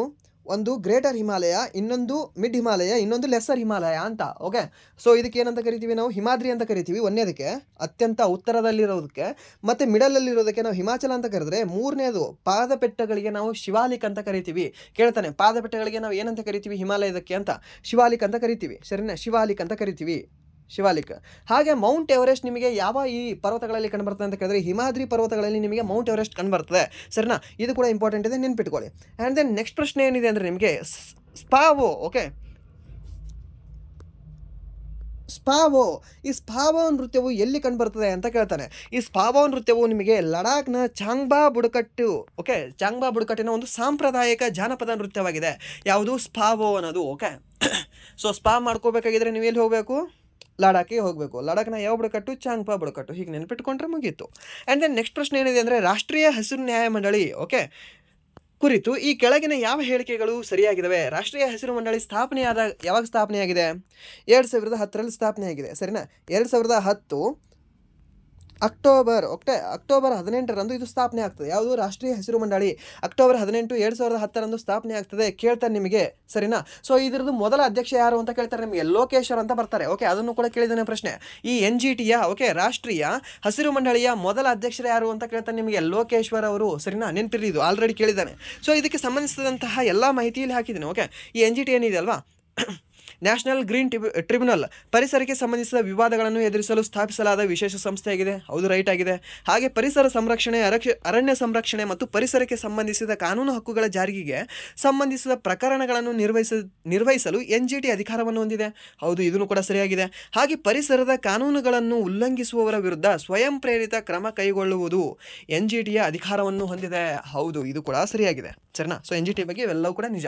ಬಟ್ ಇದರಲ್ಲಿ ಮ್ಯಾಕ್ಸಿಮಮ್ ಕೇಳೋದು ಅದರ ಮೊದಲ ಅಧ್ಯಕ್ಷ, ಅದು ಏನು ಮಾಡ್ತದೆ, ಇನ್ನೊಂದು ಏನು ಅಂದರೆ ಅದು ಯಾವಾಗ ಸ್ಥಾಪನೆಯಾಗಿದೆ with date. And then next ಪ್ರಶ್ನೆ ಏನಿದೆ ಅಂದರೆ, ಪ್ಯಾರಾ ಒಲಿಂಪಿಕ್ಸ್ನಲ್ಲಿ 2 ಚಿನ್ನದ ಪದಕಗಳನ್ನು ಗೆದ್ದಿರತಕ್ಕಂತಹ ಅವನಿ ಲೇಖರ ಯಾವ ಕ್ರೀಡೆಗೆ ಸಂಬಂಧಿಸಿದ್ದಾರೆ ಅಂತ ಕೇಳಿದ್ದಾರೆ. ಓಕೆ, ಸೊ ಯಾವ ಕ್ರೀಡೆಗೆ ಸಂಬಂಧಿಸಿದ್ದಾರೆ? One of the best inspiration ಯಾರು ಅಂದರೆ ನಿಮಗೆ ಈ ಅವನಿ ಲೇಖರ ಅವರು. ಸರಿನಾ? ಜಾಸ್ತಿ ಸ್ಟ್ರಗಲ್ ಮಾಡ್ಕೊಂಡು ಬಂದಿರೋರು ಇವರು. ಯಾರು? ಅವನಿ ಲೇಖರ್ ಅವರು. ಸರಿನಾ? ಸೊ ಇವ್ರ ಹೆಸರು ನೆನ್ಪಿಟ್ಕೊಳ್ಳಿ ನೀವು. ಸೊ ಇವರು ಅದಕ್ಕೆ ಸಂಬಂಧಿಸಿದ್ದಾರೆ ಅಂದರೆ ಶೂಟಿಂಗ್ಗೆ ಸಂಬಂಧಿಸಿದ್ದಾರೆ. ಓಕೆ, ಶೂಟಿಂಗ್ಗೆ ಸಂಬಂಧಿಸಿರೋರು ಯಾರು ಅಂದರೆ ನಿಮಗೆ ಅವನಿ ಲೇಖರ್ ಅವರು. ಪ್ಯಾರಾ ಒಲಿಂಪಿಕ್ಸ್ನಲ್ಲಿ ನಮ್ಮ ಭಾರತೀಯ ಪರವಾಗಿ ಒಂದೇ ಒಂದು ಒಲಿಂಪಿಕ್ಸಲ್ಲಿ 2 ಚಿನ್ನದ ಪದಕಗಳನ್ನು ಗೆದ್ದಂತಹ ಏಕೈಕ ವ್ಯಕ್ತಿ ಇವರು. ಯಾರು? ಅವನಿ ಲೇಖರ್ ಅವರು. ಸರಿನಾ? ಇಲ್ಲಿವರೆಗೂ ಸ್ಟಿಲ್ ಟುಡೇ ಇಂಡಿಯಾದವರು ಯಾರು 2 ಬಂಗಾರದ ಪದಕಗಳನ್ನು ಗೆದ್ದೇ ಇಲ್ಲ. ಸರಿನಾ? ಅದು ಒಂದೇ ಎಡಿಷನಲ್ಲಿ ಗೆಲ್ಲೋದು ಬಿಡಿ, ಬೇರೆ ಬೇರೆ ಎಡಿಷನಲ್ಲೂ ಕೂಡ ಬಂಗಾರದ ಪದಕಗಳನ್ನ 2 ಸರಿ ಗೆದ್ದೇ ಇಲ್ಲ. ಸರ್ ಹಾಕಿನಲ್ಲಿ ಗೆದ್ದಿದ್ದಾರೆ ಸರ್ ಹಾಕಿನಲ್ಲಿ ಒಬ್ಬರೇ ಆಡಲ್ಲ ಸರ್, ಅವ್ರು 11 ಜನ ಆಡ್ತಾರೆ. ಸರಿನಾ? ಸೊ ಅದಕ್ಕೆ ಅವ್ರು ಗೆದ್ದಿದ್ದಾರೆ. ಸರಿಯಾ? ಸೊ ಇಂಡಿವಿಜುವಲ್ ಹೇಳ್ತಾ ಇದ್ದೀನಿ, ಇಂಡಿವಿಜುವಲ್ಲಿ 2 ಬಂಗಾರದ ಪದಕ ಗೆದ್ದವರು ಇವರು ಒಬ್ಬರೇ. ಯಾರೋ ಅವನಿ ಲೇಖರ್ ಅವರು. ಸರಿನಾ? ಆ್ಯಂಡ್ ದೆನ್ ನೆಕ್ಸ್ಟ್ ಪ್ರಶ್ನೆ ಏನಿದೆ ಅಂದರೆ, ಈ ಕೆಳಗಿನ ಯಾವ ಘಟನೆಗಳ ನಂತರ ಮಹಾತ್ಮ ಗಾಂಧೀಜಿಯವರು ಅಸಹಕಾರ ಚಳುವಳಿಯನ್ನು ಹಿಂತೆಗೆದುಕೊಂಡರು ಅಂತ ಕೇಳ್ತಾರೆ. 1920 ಆಗಸ್ಟ್ 1ರಂದು ಅಸಹಕಾರ ಚಳುವಳಿ ಸ್ಟಾರ್ಟ್ ಮಾಡಿರ್ತಾರೆ ಗಾಂಧೀಜಿಯವರು. ಸರಿನಾ? ಸೊ ಯಾವುದೋ ಒಂದು ಇನ್ಸಿಡೆಂಟ್ ಆಗುತ್ತೆ. ಆ ಇನ್ಸಿಡೆಂಟ್ ಆದ ನಂತರ ಈ ಅಸಹಕಾರ ಚಳುವಳಿ ಹಿಂದೆ ತಗೋತಾರೆ. ಯಾವುದು ಒಂದು ಇನ್ಸಿಡೆಂಟ್ ಆದ ನಂತರ? ಚೌರಿ ಚೌರಾ ಒಂದು ಘಟನೆಯ ನಂತರ. ಸರಿನಾ? ಪೊಲೀಸ್ ಸ್ಟೇಷನ್ಗೆ ಬೆಂಕಿ ಹಚ್ಚಿಬಿಡ್ತಾರೆ ನಮ್ಮ ಜನ. ಸರಿನಾ? ಏನು ನಮ್ಮ ಜನದ ತಪ್ಪಿರಲ್ಲ ಆ್ಯಕ್ಚುಲಾಗಿ. ಯಾಕೆ? ಉತ್ತರ ಪ್ರದೇಶದಲ್ಲಿ ಒಂದು ಚೌರಿ ಚೌರಾ ಅನ್ನೋದು ಒಂದು ಊರು. ಸರಿನಾ? ಸೊ ಜನ ಓಕೆ, ಈ ಜನ ಏನಿದಾರಲ್ವಾ, ಸೊ ಜನ ಸುಮ್ಮನೆ ಪ್ರತಿಭಟನೆ ಮಾಡ್ತಾ ಸುಮ್ಮನೆ ಅವ್ರ ಪಾಡಿಗೆ ಅವ್ರು ಹೋಗ್ತಾ ಇರ್ತಾರೆ. ಸುಮ್ಮನೆ ನೀವ ಅಂತ ಕೂತಿರ್ತಾರೆ, ನೀವ ಅಂತ ಹೊಂಟಿರ್ತಾರೆ. ಈ ಪೊಲೀಸರು ಒಂದು 4-5 ಜನ ಪೊಲೀಸರು ಬಂದು ಏನು ಮಾಡ್ತಾರೆ, ಏನು ಯಾಕೆ ಹಂಗೆ ಹಿಂಗೆ ಅಂತ ಹೊಡ್ಯಕ್ಕೆ ಸ್ಟಾರ್ಟ್ ಮಾಡ್ತಾರೆ. ಇವರು ರೊಚ್ಚಿಗೆದ್ದು ಬಿಡ್ತಾರೆ. ನನ್ನ ಮಕ್ಕಳ ನಮಗೆ ಮಾಡ್ತೀರಿ, ನೀವು ಇರೋದು 4 ಜನ, ಒಂದು 10-15 ಜನ ಇದ್ದೀರಿ, ನಾವು ನೋಡಿದ್ರೆ ಇಷ್ಟು ಜನ ಇದ್ದೀವಿ, ನಮಗೆ ಇದ್ರ ಸೊಕ್ಕ ತೋರಿಸ್ತೀವಿ ಅದ ಬೆನ್ನು ಹತ್ತಿ ಓಡಿಸ್ತವೆ. ಓಡಿಸಿ ಪೊಲೀಸರಿಗೆ ಇವಕ್ಕೆ ಹೆಂಗಂದರೆ ನಿಲ್ಲಕ್ಕೆ ಹೋಗಲ್ಲ, ಓಡಕ್ಕೆ ಹೋಗಲ್ಲ, ಕುಂದ್ರಕ್ಕೆ ಹೋಗಲ್ಲ. ಹಂಗೆ ಓಡಿ ಪೊಲೀಸ್ ಸ್ಟೇಷನ್ ಒಳಗೆ ಹೋಗಿ ಆಡ್ಕೊಂಡು ಕೂತು ಬಿಡ್ತವೆ. ಪೊಲೀಸ್ ಸ್ಟೇಷನ್ ಒಳಗೆ ಹೋಗಿದ್ರೆ ಬಿಡ್ತೀವ? ನೋವೇ ಬಿಡೋದಿಲ್ಲ, ಬೆಂಕಿ ಹಚ್ಚಿಬಿಡ್ತಾರೆ. ಓಕೆ, ಸೊ ಬೆಂಕಿ ಹಚ್ಚಿ ಸುಟ್ಟು ಬಿಡ್ತಾರೆ. ಒಟ್ಟರು ಕೂಡ ಇಡೀ ಪೊಲೀಸ್ ಸ್ಟೇಷನ್ಗೆ ಸುಟ್ಟು ಬಿಡ್ತಾರೆ. ಚೌರಿ ಚೌರ ಘಟನೆ ಅಂತ ಕರಿತೀವಿ ಇದಕ್ಕೆ. ಸರಿನಾ? ನೆನಪಿರಲಿ. ಸೊ ಇದಕ್ಕೆ ನಮ್ಮ ಭಾರತ ದೇಶವ್ರ ತಪ್ಪು ಹಂಗೆ ಹಿಂಗೆ ಅಂತ ಇವು ಏನು ಮಾಡ್ತಾನೆ ಗಾಂಧಿ, ಹಿಂದಕ್ಕೆ ತೊಗೊಂಡ್ಬಿಡ್ತಾನೆ. ಸರಿನಾ? ಎಷ್ಟೋ ಜನ ಬೈತಾರೆ. ಸುಭಾಷ್ ಚಂದ್ರ ಬೋಸ್ ಬೈತಾರೆ ಯಾರು, ಮತ್ತು ಮೋತಿಲಾಲ್ ನೆಹರು ಬೈತಾರೆ, ಮತ್ತು ಯಾರು ಸ್ವರಾಜ್ ಪಕ್ಷ ಸ್ಟಾರ್ಟ್ ಮಾಡಿದವ್ರು ಯಾರು ನಿಮಗೆ, ಚಿತ್ತರಂಜನ್ ದಾಸ್, ಅವರು ಕೂಡ ಬೈತಾರೆ. ಅಣ್ಣ ಇದು ತಪ್ಪಿಲ್ವೋ, ನಮ್ದು ತಪ್ಪಲ್ಲ, ಇದು ಅವ್ರ ತಪ್ಪದ, ನೀ ಯಾಕೆ ಇದೆಲ್ಲ ತಗೊಳತಿ, ನಿಂದೇನು ಹೆಚ್ಚಿಂದಿದೆಲ್ಲ ಕಿರಿಕಿರಿ ಅಂತ. ಓಕೆ, ಸೊ ಆದ್ರೂ ಗಾಂಧಿ ಕೇಳೋದಿಲ್ಲ. ಇಲ್ಲ, ಭಾರತೀಯರದೇ ತಪ್ಪಂತ ತಗೋತಾನೆ. ಆಯ್ತು, ನೀನು ತಗೊಂಡ್ರೆ ಹೋಗಿ, ಎಲ್ಲರ ಕಿತ್ಕೊಂಡು ಹೋಗು, ಏನಾರ ಮಾಡ್ಕೊಂಡು ಹೋಗು ಅಂತ ಏನು ಮಾಡ್ತಾರೆ. 1923ರಲ್ಲಿ ಏನು ಮಾಡ್ತಾರೆ ಅವರು, ಸ್ವರಾಜ್ ಪಕ್ಷವನ್ನು ಸ್ಟಾರ್ಟ್ ಮಾಡಿಬಿಡ್ತಾರೆ. ನಿಮ್ಮ ಪಕ್ಷನೂ ಬೇಡ, ನಿಮ್ಮ ಕಾಂಗ್ರೆಸ್ ಪಕ್ಷನೂ ಬೇಡ, ನೀನು ಬೇಡ, ಹೋಗು, ನಾವೊಂದು ಹೊಸದಾಗಿ ಪಕ್ಷ ಸ್ಟಾರ್ಟ್ ಮಾಡ್ಕೋತೀವಿ, ನಾವು ಅಲ್ಲೇ ಸದನದೊಳಗೆ ಹೋಗಿ ಬ್ರಿಟಿಷರಿಗೆ ವಿರೋಧ ಮಾಡ್ತೀವಿ ಅಂತ ಸ್ಟಾರ್ಟ್ ಮಾಡ್ತಾರೆ. ಯಾರು? ಚಿತ್ತರಂಜನ್ ದಾಸ್ ಮತ್ತು ಮೋತಿಲಾಲ್ ನೆಹರು ಅವರು. ಸರಿನಾ, ನೆನ್ಪಿಟ್ಕೊಳ್ಳಿ. ಈ ಸ್ವರಾಜ್ ಪಾರ್ಟಿಯನ್ನು ಸ್ಥಾಪನೆ ಮಾಡಿದವರು ಯಾರು ಅಂತ ಕೇಳ್ತಾನೆ ನಿಮಗೆ. ಈ ಸ್ವರಾಜ್ ಪಾರ್ಟಿಯನ್ನು ಸ್ಥಾಪನೆ ಮಾಡಿದವರು ನಿಮಗೆ ಚಿತ್ತರಂಜನ್ ದಾಸ್ ಮತ್ತು ಮೋತಿಲಾಲ್ ನೆಹರು ಅವರು. ನೆನ್ಪಿಟ್ಕೊಳ್ಳಿ. ಸರಿನಾ. ಆ್ಯಂಡ್ ದೆನ್ ನೆಕ್ಸ್ಟ್ ಪ್ರಶ್ನೆ ಏನಿದೆ ಅಂದರೆ, ಲಾಲಾ ಲಜಪತ್ ರಾಯ್ ಅವರು ಯಾವ ಆಯೋಗವನ್ನು ವಿರೋಧಿಸಿದರು? ಯಾವ ಆಯೋಗ ವಿರೋಧನೆ ಮಾಡ್ತಾರೆ? ಸೈಮನ್ ಆಯೋಗ. ಸರಿನಾ. ಸೊ ಸೈಮನ್ ಆಯೋಗ ಎಷ್ಟು ಜನರ ಗುಂಪಾಗಿತ್ತು? 7 ಜನ ಇದ್ದರು ಸೈಮನ್ ಆಯೋಗದಲ್ಲಿ. ಅದರ ಅಧ್ಯಕ್ಷತೆ ಯಾರು ವಹಿಸ್ಕೊಂಡಿದ್ರು? ಸರ್ ಜಾನ್ ಸೈಮನ್ ಅಂತ ಇರ್ತಾನೆ. ಸರಿನಾ. ಸೊ ಯಾಕೆ ಇದನ್ನು ವಿರೋಧ ಮಾಡ್ತಾರೆ ಅಂದರೆ, ಆ ಸೈಮನ್ ಆಯೋಗದಲ್ಲಿ ಟೋಟಲಿ ಎಲ್ಲರೂ 7 ಜನ ಕೂಡ ಬ್ರಿಟಿಷರೇ ಇರ್ತಾರೆ. ಸರಿನಾ. ಸೊ ಅದಕ್ಕೆ ಬಿಳಿಯರ ಆಯೋಗ ಅಂತ ಕೂಡ ನಾವು ಕರಿತೀವಿ ಆ ಟೈಮಲ್ಲಿ. ಸೊ ಅದಕ್ಕೆ ವಿರೋಧ ಮಾಡ್ತಾರೆ. ಸೈಮನ್ ಗೋ ಬ್ಯಾಕ್ ಅಂತ ಒಂದು ಆಂದೋಲನ ಮಾಡ್ತಾರೆ. ಯಾರು? ಲಾಲಾ ಲಜಪತ್ ರಾಯ್. ಅದೇ ಟೈಮಲ್ಲಿ ಇವರಿಗೆ ಹೊಡೆತ ಬೀಳ್ತವೆ. ಸೊ ಆ ಹೊಡೆತ ಬಿದ್ದ ನಂತರ ಇವರು ಡೆತ್ ಆಗ್ತಾರೆ. ಯಾರು? ಲಾಲಾ ಲಜಪತ್ ರಾಯ್ ಅವರು. ಸರಿನಾ. ಸೊ ಇದಕ್ಕೆ ಮುಂದೆ ಲಾಹೋರ್ ಇನ್ಸಿಡೆಂಟ್ ಆಗುತ್ತೆ. ಯಾರು? ಭಗತ್ ಸಿಂಗ್ ಇವರೆಲ್ಲ ಹೋಗಿ ಅವ್ರಿಗೆ ಹೊಡೆದು ಬರ್ತಾರೆ. ಯಾರಿಗೆ? ಲಾರ್ಡ್ ಡಯರ್ಗೆ. ಸರಿನಾ. ಆ್ಯಂಡ್ ದೆನ್ ನೆಕ್ಸ್ಟ್ ಪ್ರಶ್ನೆ ಏನಿದೆ, ಆಪರೇಷನ್ ಶಕ್ತಿಯು ಯಾವ ದೇಶಗಳ ನಡುವೆ ಆಯೋಜಿಸಲಾದ ಜಂಟಿ ಮಿಲಿಟರಿ ವ್ಯಾಯಾಮವಾಗಿದೆ ಅಂತ ಕೇಳಿದ್ದಾನೆ. ಆಪರೇಷನ್ ಶಕ್ತಿ ಏನಿದೆ ಅಲ್ವಾ, ಇದು ಭಾರತ ಮತ್ತು ಫ್ರಾನ್ಸ್ನ ನಡುವೆ ನಡೆದಿರ್ತಕ್ಕಂತಹ ಒಂದು ಮಿಲಿಟರಿ ವ್ಯಾಯಾಮವಾಗಿದೆ. ಸರಿನಾ, ನೆನಪಿರಲಿ. ಹಾಗೆ ಗರುಡ ಶಕ್ತಿ ಇಂಡೋನೇಷ್ಯಾ ಅಥವಾ ಇಂಡೋನೇಷ್ಯಾ ಮತ್ತು ಭಾರತದ ನಡುವೆ ಗರುಡ ಶಕ್ತಿ ಅನ್ನೋದು ಒಂದು ವ್ಯಾಯಾಮ ನಡೀತದೆ. ಸರಿನಾ. ಆ್ಯಂಡ್ ದೆನ್ ನೆಕ್ಸ್ಟ್ ಪ್ರಶ್ನೆ ಏನಿದೆ ಅಂದರೆ, ಪ್ಯಾರಿಸ್ ಒಲಿಂಪಿಕ್ಸ್ 2024ರಲ್ಲಿ ಹಾಕಿಯಲ್ಲಿ ಯಾವ ಪದಕಗಳನ್ನು ಗೆಲ್ಲಲಾಗುತ್ತದೆ ಮತ್ತು ಪ್ರತಿ ಆಟಗಾರನಿಗೆ ಎಷ್ಟು ಮೊತ್ತವನ್ನು ನೀಡಲಾಗಿದೆ? ಸೊ 2024ರಲ್ಲಿ ಒಲಿಂಪಿಕ್ಸ್ ನಡೀತಿದೆ ಅಲ್ವಾ, ಪ್ಯಾರಿಸ್ ಒಲಿಂಪಿಕ್ಸು. ಅದರಲ್ಲಿ ಹಾಕಿಯಲ್ಲಿ ಕಂಚಿನ ಪದಕ ಗೆಲ್ತಾರೆ. ಯಾವ ಪದಕ ಗೆದ್ದಿದ್ದಾರೆ ಅಂತ ಕೇಳಿದಾನೆ ಮೊದಲ ಪ್ರಶ್ನೆ. ಓಕೆ, ಮೊದಲ ಪ್ರಶ್ನೆ ಏನು ಕೇಳಿದಾನೆ ಅಂದರೆ, ಯಾವ ಪದಕಗಳನ್ನು ಗೆದ್ದಿದ್ದಾರೆ ಅಂತ ಕೇಳಿದಾನೆ. ಸೊ ಪದಕ ಅಂತ ಕೇಳಿದ್ರೆ ಕಂಚಿನ ಪದಕ. ಎಷ್ಟು ಸಿಕ್ಕಿದೆ ಒಬ್ಬೊಬ್ಬರಿಗೆ ಅವಾರ್ಡ್ ಅಂತ ಕೇಳಿದ್ರೆ 15 ಲಕ್ಷ ರೂಪಾಯಿ ಅವಾರ್ಡ್ ಸಿಕ್ಕಿದೆ. ಸರಿನಾ, ನೆನಪಿರ್ರಿ ಇದು ನಿಮಗೆ, ನೋಡ್ಕೊಳ್ಳಿ. ಹಾಗೆ T20 ವಿಶ್ವಕಪ್ 2024 ಗೆಲ್ಲುವ ಮೂಲಕ ಪುರುಷರ T20 ತಂಡಕ್ಕೆ ಮೀನ್ಸ್ ಕ್ರಿಕೆಟಲ್ಲಿ ಪ್ರತಿ ಆಟಗಾರನಿಗೆ 5 ಕೋಟಿ ಬಹುಮಾನ ನೀಡಲಾಗ್ತದೆ. ಓಕೆ, ಹಾಗೆ ಕೋಚ್ಗಳಿಗೆ ಎಷ್ಟು ನೀಡಲಾಗಿದೆ ಅಂದರೆ 2.5 ಕೋಟಿ ನೀಡಲಾಗಿದೆ ಬಹುಮಾನವಾಗಿ. ಸರಿನಾ. So T20 9th edition world cup ಯಾರು ಗೆದ್ದರು? ನಮ್ಮ ಇಂಡಿಯಾದವರು. ವುಮೆನ್ಸಲ್ಲಿ ನ್ಯೂಜಿಲೆಂಡ್ದವರು. ಈ ಇಬ್ಬರು ಕೂಡ ಯಾರನ್ನು ಸೋಲಿಸಿದ್ರು? ಸೌತ್ ಆಫ್ರಿಕಾವನ್ನು ಸೋಲಿಸಿದ್ರು. ಸರಿನಾ, ನೆನಪಿರಲಿ ಇದು ನಿಮಗೆ. ಹಾಗೆ ಈ T20 ಪುರುಷರ ವರ್ಲ್ಡ್ ಕಪ್ ಎಲ್ಲಿ ನಡೀತು ಅಂತ ಕೇಳ್ತಾರೆ ನಿಮಗೆ. ಅಮೇರಿಕಾ ಮತ್ತು ವೆಸ್ಟ್ ಇಂಡೀಸ್ನಲ್ಲಿ ನಡೀತದೆ. ಹಾಗೆ ಈ ಮಹಿಳಾ ವಿಶ್ವಕಪ್ ಎಲ್ಲಿ ನಡೀತು? ಮಹಿಳಾ T20 ವಿಶ್ವಕಪ್ ಎಲ್ಲಿ ನಡೀತು ಅಂತ ಕೇಳಿದ್ರೆ ನಿಮಗೆ UAE ಅಲ್ಲಿ ನಡೀತದೆ, ಯುನೈಟೆಡ್ ಅರಬ್ ಎಮಿರೇಟ್ಸಲ್ಲಿ. ಸರ್ ಅಲ್ಲಿ ಯಾಕೆ ನಡೀತು? ಬಾಂಗ್ಲಾದೇಶ ಅಂತ ಓದಿದ್ದೀನಿ. ಸರ್ ಬಾಂಗ್ಲಾದೇಶದಲ್ಲಿ ರೀಸೆಂಟಾಗಿ ಕ್ರೈಸಿಸ್ ನಡೀತಲ್ವಾ, ಸೊ ಅದಕ್ಕೆ ಅಲ್ಲಿಂದ ದಂಗೆ ಆಗಿದೆ ಅಂತ ಅಲ್ಲಿಂದ ಶಿಫ್ಟ್ ಮಾಡಿಕೊಂಡು UAEಗೆ ಶಿಫ್ಟ್ ಮಾಡಿದ್ರು ಅದನ್ನು, ಮಹಿಳಾ T20 ವಿಶ್ವಕಪ್ಪನ್ನು. ಸರಿನಾ. ಆ್ಯಂಡ್ ದೆನ್ ನೆಕ್ಸ್ಟ್ ಪ್ರಶ್ನೆ ಏನಿದೆ ಅಂದರೆ, ವಸಾಹತುಶಾಹಿ ಅವಧಿಯಲ್ಲಿ ಭಾರತ ಏನು ರಫ್ತು ಮಾಡಿತು? ಏನು ರಫ್ತು ಮಾಡ್ತದೆ ವಸಾಹತುಶಾಹಿ? ಮೀನ್ಸ್ ಬ್ರಿಟಿಷರು ಇದ್ದಾಗ ನಮ್ಮ ಭಾರತದಿಂದ ಏನೇನು ರಫ್ತಾಗ್ತಿತ್ತು? ಮ್ಯಾಕ್ಸಿಮಮ್ ಹೇಳೋದಾದರೆ ಉಣ್ಣೆ, ಅದಾದ ನಂತರ ಹತ್ತಿ. ಮೊದಲು ಫಸ್ಟ್ ಟಾಪ್ ಇರೋದು ಹತ್ತಿ, ಅದಾದ ನಂತರ ಉಣ್ಣೆ ಆದ ನಂತರ ಸೆಣಬು, ಅದಾದ ನಂತರ ಇಂಡಿಗೋ, ಅದಾದ ನಂತರ ಕಬ್ಬು. ಓಕೆ, ಇವೆಲ್ಲ ಕಚ್ಚಾ ವಸ್ತುಗಳು ಭಾರತದಿಂದ ರಫ್ತು ಮಾಡಲಾಗ್ತಿತ್ತು. ಅದೇ ಸಮಯದಲ್ಲಿ ಬ್ರಿಟಿಷ್ ಕಾರ್ಖಾನೆಗಳಲ್ಲಿ ತಯಾರಿಸಲಾದ ರೇಷ್ಮೆ ಮತ್ತು ಉಣ್ಣೆಯ ಬಟ್ಟೆಗಳು, ಸಣ್ಣ ಯಂತ್ರೋಪಕರಣಗಳು ಮತ್ತು ಲಘು ಯಂತ್ರೋಪಕರಣಗಳಿಂದ ಸಿದ್ಧವಾಗಿರುವ ಸರಕುಗಳು, ಉತ್ಪನ್ನಗಳನ್ನು ಆಮದು ಮಾಡಿಕೊಳ್ಳಲಾಗ್ತಿತ್ತು.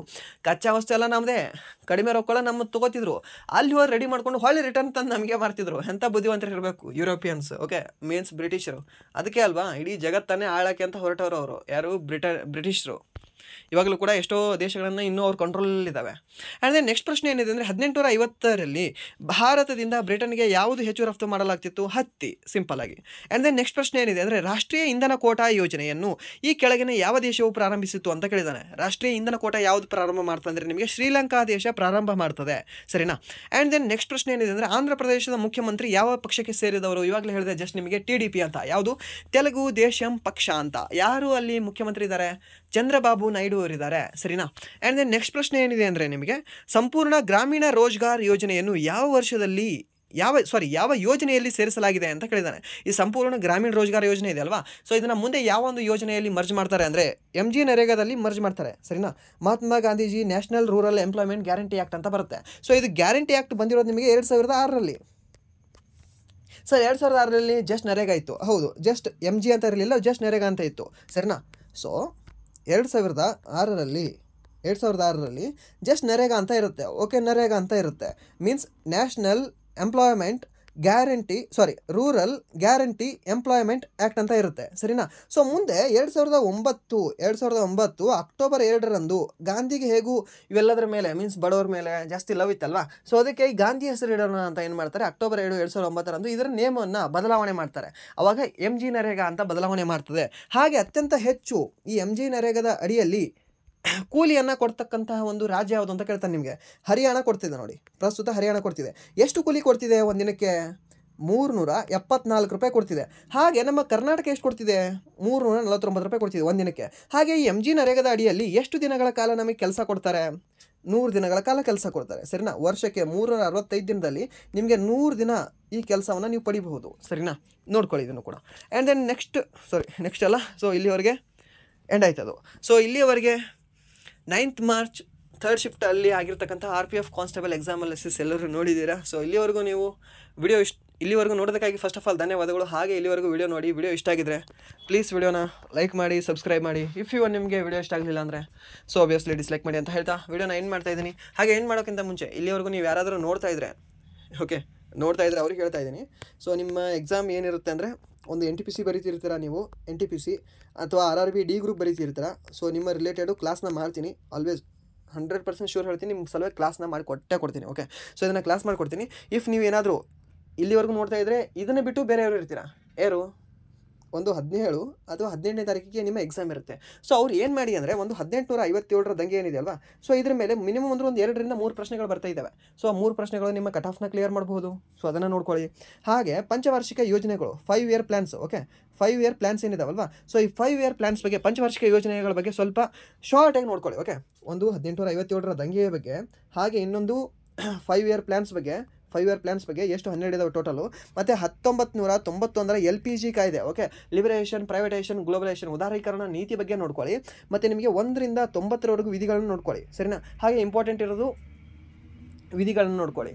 ಹಾಗೆ ಇನ್ನೊಂದು ತಿದ್ದುಪಡಿಗಳನ್ನ ನೋಡ್ಕೊಳ್ಳಿ. ಓಕೆ, ತಿದ್ದುಪಡಿಗಳ ಬಗ್ಗೆ. ಸೊ ನೀವು ನಿಮಗೆ ಟೆಲಿಗ್ರಾಮ್ ಗ್ರೂಪಲ್ಲಿ ಜಾಯ್ನ್ ಆಗಿ, ಅಲ್ಲಿ ನೀವು ಯು ಕ್ಯಾನ್ ಟೆಕ್ಸ್ಟ್ ಮೀ ಅಂತ ನಾನು ಡಿಸ್ಕ್ರಿಪ್ಷನಲ್ಲಿಂದ ಚಾಟ್ ಬಾಕ್ಸ್ ಲಿಂಕ್ ಹಾಕಿದ್ದೀನಿ, ಅಲ್ಲಿಂದ ನೀವು ನನಗೆ ಟೆಕ್ಸ್ಟ್ ಮಾಡಿ ನಿಮಗೆ ಕೆಲವೊಂದು ಬೇಕಾದರೆ ನೋಟ್ಸ್ನ ಕಳಿಸಿರ್ತೀನಿ. ಓಕೆ, ಆ ದಿನ ಎಕ್ಸಾಮ್ ಇದ್ದವರಿಗೆ, ಸೊ ಅವರಿಗೆ ನಾನು ಕಳಿಸ್ತೀನಿ, ಅದನ್ನು ನೋಡ್ಕೊಳ್ಳಿ. ತಿದ್ದುಪಡಿ ಬಗ್ಗೆ, ಕೆಲವೊಂದು ವಿಧಿಗಳ ಬಗ್ಗೆ, ಕೆಲವೊಂದು ನೃತ್ಯಗಳ ಬಗ್ಗೆ, ಕೆಲವೊಂದು ಲಿಸ್ಟ್ PDF ಇದ್ದಾವೆ, ಅದನ್ನು ನಿಮ್ಗೆ ಕಳಿಸ್ತೀನಿ, ನೋಡ್ಕೊಳ್ಳಿ. ಸೊ ತಿದ್ದುಪಡಿ ಬಗ್ಗೆ ನೋಡ್ಕೊಳ್ಳಿ. ಮತ್ತು ಯಾವುದ್ರ ಬಗ್ಗೆ ನೋಡ್ಕೊತೀರಾ ಅಂದರೆ ಗವರ್ನರ್ ಬಗ್ಗೆ ಮತ್ತು ಮುಖ್ಯಮಂತ್ರಿಗಳ ಬಗ್ಗೆ ನೋಡ್ಕೊಳ್ಳಿ. ಓಕೆ, ಇದನ್ನ ಬಗ್ಗೆ ಸ್ವಲ್ಪ ಕೇಳ್ತಾ ಇದ್ದಾನೆ, ಸರಿನಾ. ಸೊ ಮತ್ತು ಬ್ಯಾಂಕ್ ರೇಟ್ಗಳ ಬಗ್ಗೆ, bank rate means reverse repo rate ಮತ್ತು MSF, ಓಕೆ SDF, ಮತ್ತು ಯಾವುದು ನಿಮಗೆ ಬ್ಯಾಂಕಿನ ಚೇರ್ಮನ್ಗಳ ಬಗ್ಗೆ, ಸರಿನಾ. ರೀಸೆಂಟಾಗಿ 2024ರಲ್ಲಿ ಏನು ಚೇರ್ಮನ್ಗಳ ಬೇರೆ ಚೇಂಜ್ ಆಗಿದ್ದಾರಲ್ವ, ಮೀನ್ಸ್ CEO ಅಥವಾ ಚೇರ್ಮನ್ಗಳು, ಸೊ ಅವ್ರ ಹೆಸರು ಕೇಳ್ತಾ ಇದ್ದಾನೆ, ಅದನ್ನು ನೋಡ್ಕೊಳ್ಳಿ. ಮತ್ತು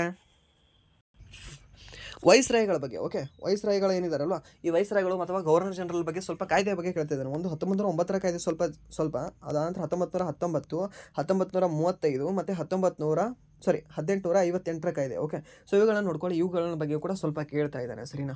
ಸೊ ಏನಾದರೂ ನಿಮಗೆ ಡೌಟ್ ಇದ್ದರೆ, ಏನಾದರೂ ಫಸ್ಟ್ ಟೈಮ್ ಎಕ್ಸಾಮ್ ಏನಾದರೂ ಬರೆಯೋರಾಗಿದ್ದರೆ ನನ್ನ ಟೆಕ್ಸ್ಟ್ ಮಾಡಿ, ನಿಮಗೆ ಬೇಕಾದರೆ ಮಾತಾಡ್ತೀನಿ ನಿಮ್ಮ ಜೊತೆ ಸ್ವಲ್ಪ. ಓಕೆ, ಸೊ ಇಷ್ಟು ಹೇಳ್ತಾ ವಿಡಿಯೋನ ಎಂಡ್ ಮಾಡ್ತಾ ಇದ್ದೀನಿ.